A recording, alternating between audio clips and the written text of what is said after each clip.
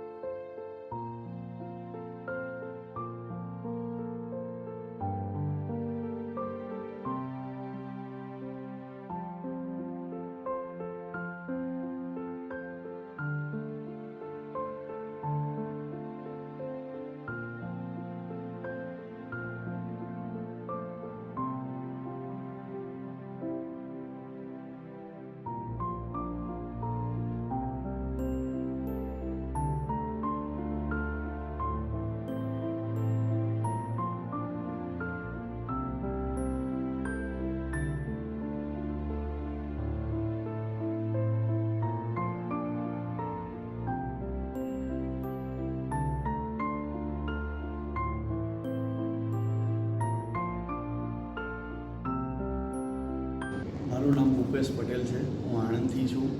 હું 20 વર્ષથી ફોટોગ્રાફી કરું છું. પિક્ટોરલ ફોટોગ્રાફી છેલ્લા 10 વર્ષથી કરું છું. આ લલિત કલાના સ્પોન્સરથી સહયોગથી મેં આ એક્ઝિબિશન કરેલું છે. આના પછી મેં બનારસમાં હું આનું આ એક્ઝિબિશન કરવાનો છું.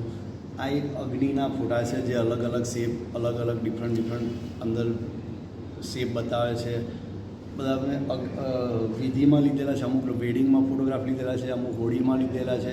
એવી અલગ અલગ ફંક્શનોમાં મેં આ બધા ફ્લેમના ફોટા લીધેલા છે, જેમાં દરેકમાં અલગ અલગ શેપ દેખાય છે. કોઈમાં એનિમલ દેખાય છે, કોઈમાં હ્યુમન દેખાય છે, કોઈમાં બીજા કોઈ ડિફરન્ટ મ્યુઝિક ટાઈપ દેખાતું હોય છે. એવા અલગ અલગ શેપ બધા દેખાય છે.